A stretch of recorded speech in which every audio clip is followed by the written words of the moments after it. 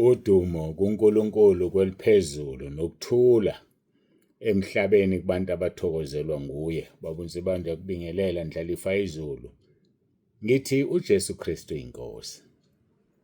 Simbonga kakhulu kuNkulunkulu wethu, simdumisa ukuba asinike usuku olufana nalolu, sikwazi ukuhlangana sixoxe ngezwi lakhe, ngoba izwi lakhe lingokuphila.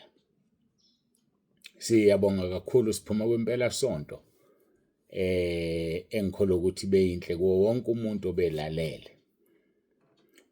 Bese ngisho ukuthi kulabo abebengithintile noma bebengithintile through abaphathi babo, laba benza umsebenzi kaNkulunkulu, sengiphendulile ukuthi kufanele kwenziwe njani.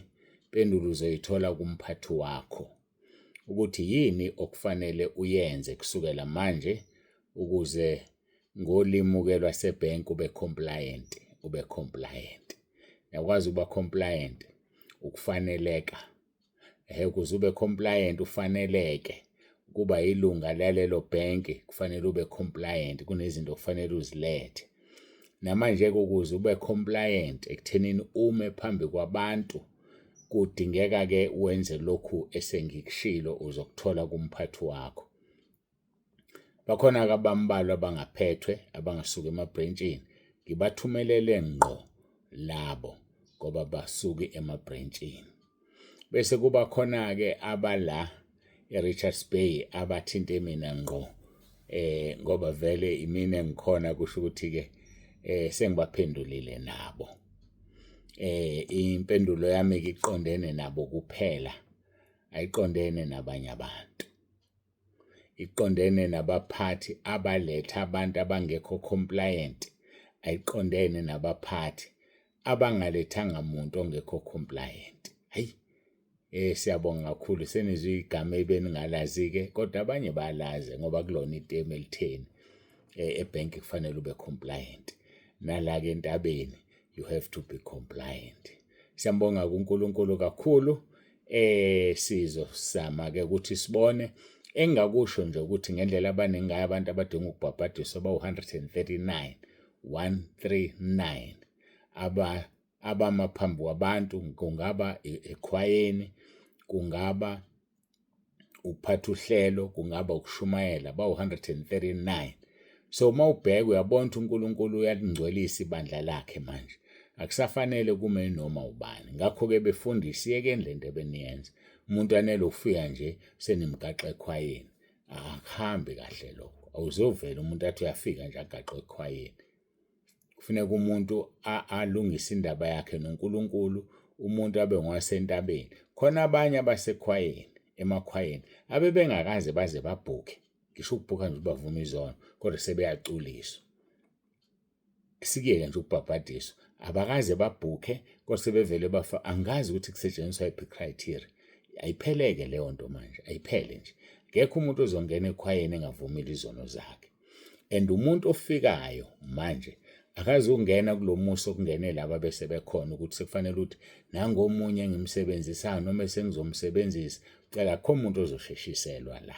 Ngaphandle kwalaba bebevele sebemile, akho umuntu ozongenela ulayini la.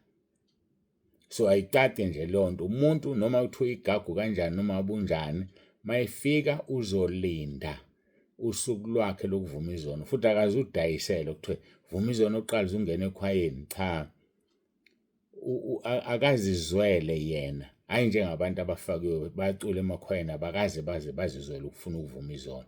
That is wrong. Angazi ngempela ukuthi ubungcwele buphi kwamanye amabranch. Niphethe kanjani emabranchini? Angi-understand mina. Ngoba lezi zona umuntu okuthiwa akazivume kungasukanga kuye, azithethelelwa ngoba kufanele kusuke umnunisele ngekhwaya. Vuma izono zakho khona uzongena ekhwayeni. Akanakuzisola ngezono zakhe, akahlatshiwe yizwi, ufuna ukungena ekhwayeni. Kahle nje bafowethu. Umuntu akazizwele ukuthi ufuna ukuvuma izono. Nasekhwayeni umuntu akazizwele kungumsebenzi kaNkulunkulu azizwele ukuthi uyafuna ukungena ekhwayeni. Abesetshelwa ukuthi mawufuna ukungena ekhwayeni kuqalwa la nala nala. uNkulunkulu ungcwelisa ibandla lakhe. ngoba ubonile ukuthi lonakele nje, belonakele nje leli bandla, lonakele. Nokho-ke bengicabanga ukuthi bayawenza umsebenzi abefundisi lapho bekhona, kodwa ngibonile ukuthi-ke bafuna ukusizwa ngakho konke, to be spoon feeder, yebo, bafuna ukufidwa ngespoon yonke into. Kulungile-ke, ngizokwenza umsebenzi wami loyo. So-ke akho umuntu ozophatha uhlelo engavumeli izono. Laba asebenamagama abo kimi, qhubekani nibasebenzise ngoba indaba isikumina, kodwa nami sengiyibuyisele emuva-ke, sengishilo ukuthi kufanele kwenziwe njani. Lento efanele yenziwe, kufanele yenziwe isheshe. Ngisazothandaza uNkulunkulu angisize ukuthi ngizosebenzisa iphi criteria ngephasika ngoba ngikwazi ukubhabhadisa abantu abawu-139 ngesikhathi esisodwa, angikwazi. So uNkulunkulu uzongisiza-ke angitshele ukuthi ngenze njani. Siyambonga-ke kakhulu uNkulunkulu osithandayo, ongcwelisa ibandla. Abantu bamaphambili bakhafula umoya esingawazi, ngiphinde ngigcizelele. Uma ugcotshwa, umuntu okugcobayo uyakuzala. Uma ubhabhadiswa, umuntu okubhabhadisayo uyakuzala. Umbuzo omkhulu uthi usuzelwe yini entabeni na? Uzelwe yini kwelikamoya? Yebo-ke, uzelwe ngoba wena wabhabhadiswa laphaya. Umbuzo uthi wasukelani pho uma konke kwakuhambe kahle? Usukeleni pho ezentabeni uma wena konke kwakuhambe kahle lapho owawukhona? Siyambonga uNkulunkulu kakhulu, siyamdumisa abangcwele, akekho ofana naye, akekho njengaye. Ake ngiguqe ngithandaze, singene ezwini lenkosi osukwini lanamhlanje. Bengicacisa nje ukuthi hhayi, sewuhlabekile umkhosi, sekwenzekile. Sengithandazile uNkulunkulu wangiphendula ukuthi kufanele kwenziwe njani ngabantu abawu-139. Sekusele kubona-ke ukuthi yini abayenzayo abantu abawu-139. Siyambonga-ke kakhulu uNkulunkulu, siyamdumisa. uJesu Kristu inkosi. Masiguqe sithandaze.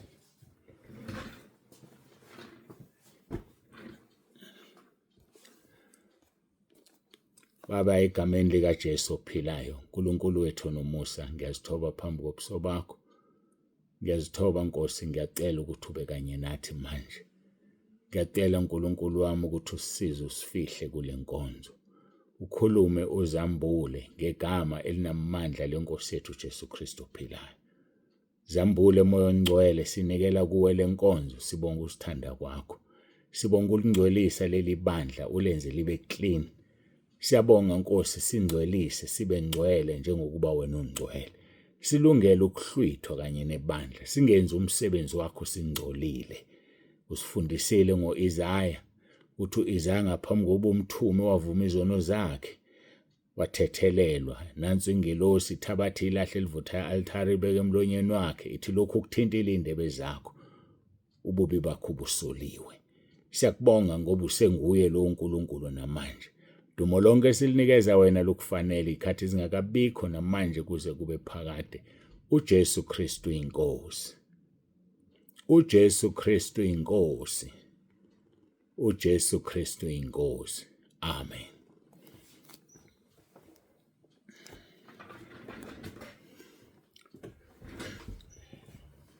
Siyabonga kakhulu-ke bangcwele, uJesu Kristu inkosi. uJesu Kristu inkosi. Ngiyacela-ke sivule izwi lenkosi amahubo 15, isimo songokaNkulunkulu. Siqhubeke nokubuka abantu abayizinengiso nezinto eziyisinengiso kuNkulunkulu. Siqala kuvesi 1 sigcine kuvesi 5. Jehova, ngubani oyohlala etendeni lakho na? Ngubani oyokwakha entabeni yakhe engcwele na? Iloyo ohamba ngobuqotho nowenza ukulunga, okhuluma iqiniso enhlizweni yakhe, ongahlebi ngolimi lwakhe, ongamone umngani wakhe, nongamhlazi umakhelwane wakhe. Verse 4, obuka onengekayo ngokuzakumenyanya, kepha ebazisa abamesabayo uNkulunkulu, ofunga ngokuzakumlimaza, nokho angalaphula izwi lakhe, ongatsheleki umuntu imali yakhe ukuba izale, nongamukela umvuzo ngongenacala, owenza lokhu akayukuzanyazanyiswa naphakade. Siyambonga uNkulunkulu wethu kakhulu, samdumisa bangcwele. Owenza lokhu ngeke azanyazanyiswa. Sizanyazanyiswa nje ngoba sizenze lezi zinto kuthiwa masizenze. Obuka onengekayo ngokuza kumenyanya kepha engalaphuli izwi lakhe. Ake sibuke Izaga 16 uverse 5. Izaga 16 uverse 5. Sizwe ukuthi izwi lenkosi lithini lapho na.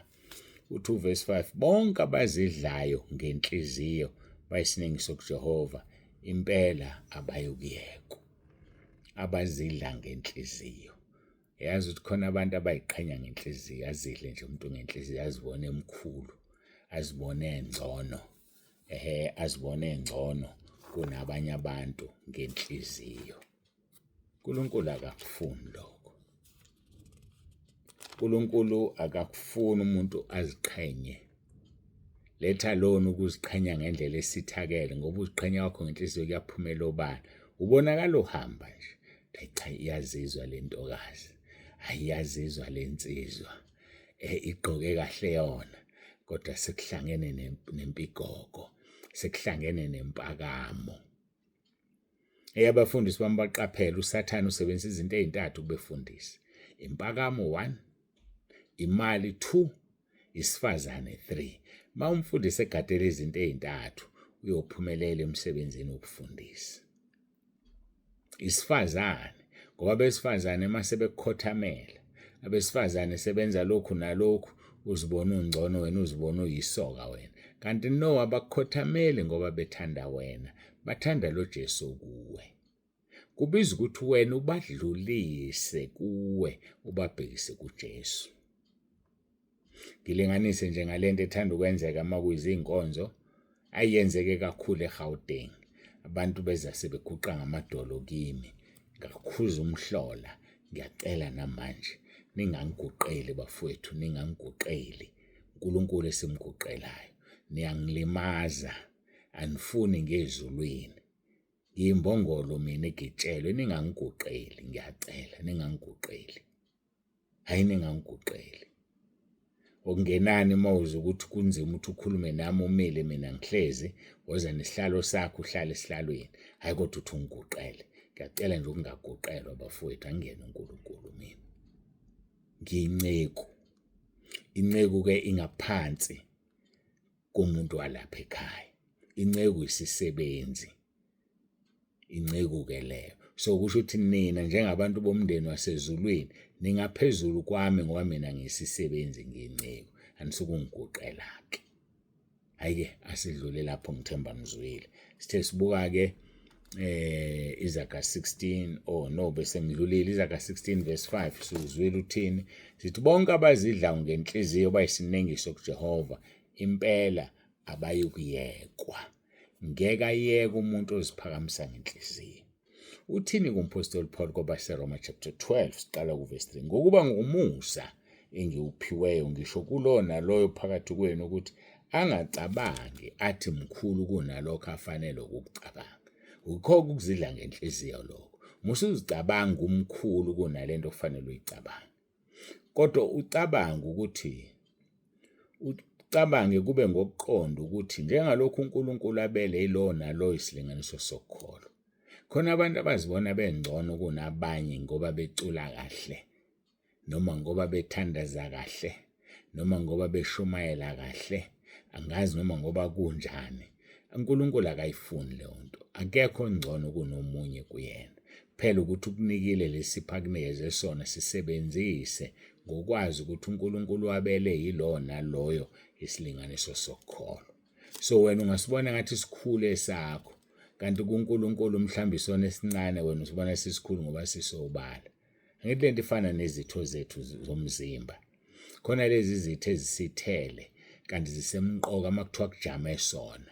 Kuthiwa nje awusaye endlini encane, awusaye etoilet. Kwenzekani? Kwenzekani? Ungasakwazi ukuchitha amanzi. Kwenzekani kuwe? So ke lezo zithoke izona ezisemqoka. So ungazibona wena engathi ungcono ngoba uyashumayela, uphatha uhlelo, uyacula, usekhwayeni khona abahlezi nje. Kanti kuNkulunkulu ibona abangcono abahlezi kunawe. So-ke uthi-ke uverse 3 kaRoma 12, ngokuba ngomusa engiwuphiweyo, umusa lo esiwuphiwe. Ngisho kulona loyo phakathi kwenu ukuthi angacabangi athi mkhulu kunalokho afanele ukucabanga, kodwa acabange kube ngokuqonda njengalokhu uNkulunkulu abele yilo nalo isilinganiso sokholo. So uNkulunkulu akamfuni umuntu ozidlayo ngenhliziyo. uNkulunkulu akamfuni lowo muntu. Ungazidli ngenhliziyo. Ngethemba uyalizwa liyacaca. Ungazidli njengenhliziyo. Yiba umzalwane oziphatha kahle. Ake sibheke iZaga 6 verse 16. Kukhona izinto eziyisithupha azizonda uNkulunkulu, sike sasifunda, ezizonda uJehova, yebo ezisikhombisa ezisinengise emphefumulweni wakhe. Amehlo azidlayo, angisafunda ukudlula, amehlo azidlayo. Khona abantu abayiqhenya ngamehlo, khona abakwazi ukukhuluma ngamehlo. Amehlo azidlayo. Unezitayela zakho zamehlo, walalisa amehlo agcwele ukuphinga, usuyenga indoda, uyiyenga ndoda. uNkulunkulu akakufuni lokho. Mhlawumbe usuwadwebe lento owadweba yona la ngenhla kwawo, wathi uma usilokhu ucimeza khona kuzovela lento engaveli uma ungacimezile. Mhlawumbe usuwaxhuma iy'nkophe.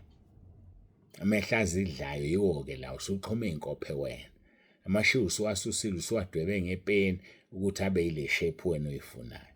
Uyazidla, uyaziqhenya. uNkulunkulu uyayizonda leyo nto. Umuntu ozidlayo ngenhliziyo nomuntu onamehlo azidlayo, azibone ngcono kunabanye abantu. Ngeke ungene ezulwini. Mina-ke ngizokutshela nje iqiniso ngoba lihle limnandi futhi alibizi imali. Ngeke ungene ezulwini uma uziqhenya. Ngeke ungene ezulwini.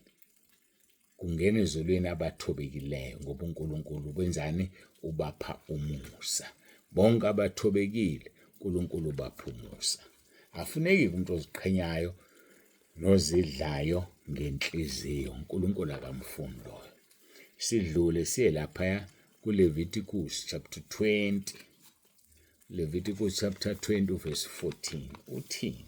Leviticus 20 verse 14. Uma umuntu ethatha umfazi kanye nonina kungukonakala, bayakushiswa ngomlilo yena nabo, ukuze kungabikho konakala phakathi kwenu. Kekho umuntu ozothatha umfazi nonina, usho ukuthi amagama, ufike uthathe indodakazi ushade nayo bese uphinde ulala nonina wayo. uNkulunkulu uthi kuyisinengiso lokho. Ulala nendodakazi, ulala nonina la, isinengiso leso. Ngokufanayo-ke nentombazane, uma izofike ishade noma ithande umfana, bisiphinde ilala noyise womfana, isinengiso leso kuNkulunkulu. Isinengiso nje leso. Ungalingi uzoyenza. Uma usuyenzile udinga ukukhala kuNkulunkulu, udinga uzisola kuNkulunkulu, umthinte esezulwini lakhe akuzwele, akudabukele, ngoba uyisinengiso kuNkulunkulu. Ulala kanjani nendodana uphinde ulale noyise? Ulala kanjani nomfowabo wendoda yakho? Ulala kanjani? Ulala kanjani ngempela? Angi-understand mina. Noma umama oshade nobaba thizeni aphinde olala nendodana yalowo baba ngoba etheni unkosikazi wesibili akayizali lowo ndodana, usiyolala naye. Isona isinengiso lonto. Letha loni-ke selala neyakhe indodana. Lala noyise la, ulala nendodana. Awu bafowethu, kodwa ziningi izinto ezizinengiso. Ungakhali uma ulandelwa iziqalekiso, ngoba uNkulunkulu akayifuni leyo nto, akafuni nokuyizwa. Masibheke ukuthi Deuteronomy 25 verse 16. Ngokuba bonke abenza kanjalo, bonke abenza ukungalungi, bayisinengiso kuJehova uNkulunkulu wakho. Wonke umuntu owenza ukungalungi uyisinengiso nje. Noma abe hlobo luni lokungalungi, uyisinengiso kuJehova. Noma abe hlobo luni oluthandayo, ulimention, uyisinengiso. And uma uyisinengiso isiqalekiso. Uma uyisiqalekisa impilo yakho ngeke iye ndawo. Yolokhu hamba ndawonye kungekona uyohlehla. Asiqapheleni-ke bafowethu siziphathe kahle, simhloniphe uNkulunkulu, ungabi isinengiso kuJehova. Ngoba impilo yakho uyoyisola ukuthi wazalelwani. Ungabi isinengiso. Siyambonga uNkulunkulu. Ngicabanga ukuthi-ke siyayivala isinengiso namhlanje. Siyayivala iy'nengiso namhlanje. Sizoqhubeka nayo uverse 4 ngoba kadini ngey'nengiso kuphela. Uverse 4 uthi obukonengekayo ngokuza kumenyanya kepha ebazisa abamesabayo uNkulunkulu. Bese silithi-ke ofunga ngokuza kumlimaza nokhangalaphula izwi lakhe. Ngicabanga ukuthi sesizoyiqhuma lapho-ke manje. Ofunga ngokuza kumlimaza nokhangalaphula izwi lakhe. Kepha ebazisa abamesabayo uNkulunkulu. Yazi ukuthi ake ngithinte leli zwi. Yazi ukuthi ukwazisa abamesabayo uNkulunkulu kunomvuzo ongakanani ezulwini. Ukumazisa umuntu osaba uNkulunkulu. Vula amaHebheru chapter 6 verse 10 nami ngiyavula. Uthi verse 10 ngokuba uNkulunkulu kasiye ungalungile ukuba khohlwe umsebenzi wenu nothando enalibonakalisa ngakulo igama lakhe lokhu nibakhonzile abangcwele nisabakhonza. Ubazisa abamesabayo, ubakhonza abangcwele. Umuntu ongcwele uyamkhonza. Umcabangele ukuthi udingani. Umcabangele uthandaza uNkosi ngizomnikezana usibanibani akuphendula uNkulunkulu ngoba ungcwele. Lokho kwenza ukuthi uNkulunkulu angakukhohlwa. Asiphinde uverse 10 amaHebheru. Ngokuba uNkulunkulu kasiye ongalungile ukuba khohlwe umsebenzi wenu nothando onalibonakalisa ngakulo igama lakhe. Usuke ungalibonakalisi kulo muntu, usuke ulibonakalisa ngakulo igama lakhe. Kodwa ngokulibonakalisa ngakulo igama lakhe wenzela umuntu okuhle, uyabakhonza abangcwele. Ukukhonza abangcwele akusikhona ukuguqa, ukubaguqela. Siguqela uNkulunkulu. Bakhonze abangcwele. Angizogxila-ke lapho. Kodwa nje abangcwele uNkulunkulu ngeke akukhohlwe wena ngoba ubakhonzile abangcwele. Namanje futhi usabakhonza. Akuyona into wayenza kanye. Uxolo, akusiyona into wayenza kanye wadlula kuyo. Cha. Ubakhonzile abangcwele, usabakhonza. Ngakho uNkulunkulu ngeke akukhohlwe umsebenzi wenu nothando enalibonakalisa ngakulo igama lakhe. Mawukhonza ongcwele ubonakalisa uthando egameni leNkosi uJesu. Mawukhonza ongcwele ubonakalisa uthando egameni likaNkulunkulu Baba.